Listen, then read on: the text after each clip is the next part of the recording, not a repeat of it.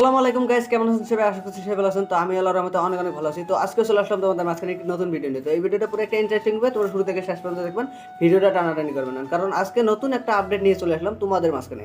তো সর্বপ্রথম তোমরা এই যে ভিডিও সাইটে দেখতে পাচ্ছেন একটা পোস্টার, তো এই পোস্টারটা ফেসবুকের মাধ্যমে আপলোড করা হয়েছে। তো সেই পোস্টারটাতে কিছু টাইপ করা হয়েছে, তো সেই টাইপ নিয়ে তোমাদের মাঝখানে চলে আসলাম আজকে আমি।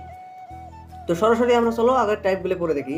তো দেখতে পাচ্ছেন তিন ইন্ডাস্ট্রির তিন সুপারস্টারের সাথে দেখা যাচ্ছে যিশু সেনগুপ্তকে। ও মাই গড, ভাই রে ভাই!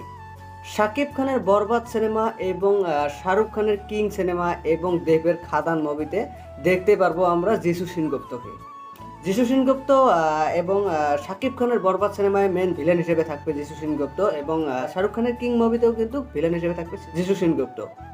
তো পাশাপাশি যেহেতু আমরা দেবের খাদান সিনেমার টিজারটা দেখেছি, তো সেই টিজারটা দেখে কিন্তু আমার মানে মাইন্ডে কিন্তু ঢোকে নাই যে দেবের কিন্তু খাদান মুভিতে যে যিশু সেনগুপ্ত মেন ভিলেন হিসেবে থাকবে, সেটা কিন্তু আমার মাইন্ডে ঢোকেনি। এবং মুভিটা আসলে হয়তো আমি অবশ্যই দেবের সিনেমা দেখি না, তো তার মধ্যেও আমি দেখবো এবার খাদান মুভিটা কেমন হয় আর কি।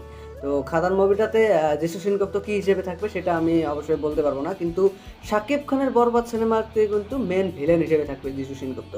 আমরা আমরা কিন্তু এর আগে দেখতে পারছি যে শাকিব খানের পাশাপাশি শাকিব খানের দরদ সিনেমাতে কিন্তু যিশু সেনগুপ্ত থাকার কথা ছিল, এবং থাকে নাই। সে মানে কিছু একটা সমস্যার জন্য যিশু সেনগুপ্ত থাকে নাই, তার মাধ্যমে রাহুল দেবকে দেওয়া হয়েছে এই মেন ভিলেনের পার্টটা। তো তার পাশাপাশি কিন্তু আমরা কিন্তু সাউথে কিন্তু অনেক আমরা দেখেছি যিশু সেনগুপ্ত মেন ভিলেন হিসেবে মানে কাজ করা।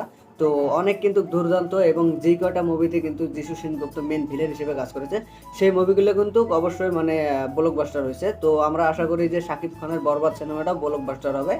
এবং শাহরুখ খানের কিং সিনেমা তো অবশ্যই ব্লকবাস্টার হবে, কারণ এটা বলিউড না। বলিউডে তো জানেনই যে হিন্দি ভার্সনের কিন্তু বলিউডের মানে ভাষা পুরো ইন্ডিয়াতে চলে, এবং ইন্ডিয়ার পাশাপাশি অন্য অন্য কান্ট্রিতেও হিন্দি ভাষাটা চলে। তো তাই হয়তো শাহরুখ খানের সিনেমাটাও মানে নিশ্চিন্তে ব্লকবাস্টার যাবে।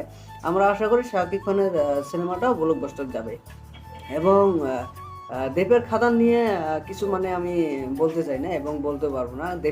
যেহেতু আমি দেবের মুভি দেখি না, তো তাই কিছু তার বিষয় নিয়ে তাই কিছু বলতে পারবো না। তার খাদান সিনেমা কেমন চলবে এবং কেমন চলবে না, তো সেটা নিয়ে আমার কিছু মানে মতামত নাই। তোমাদের যদি কোনো মতামত থাকে তাহলে অবশ্যই ভিডিও নিচে কমেন্ট বক্সে জানাবেন।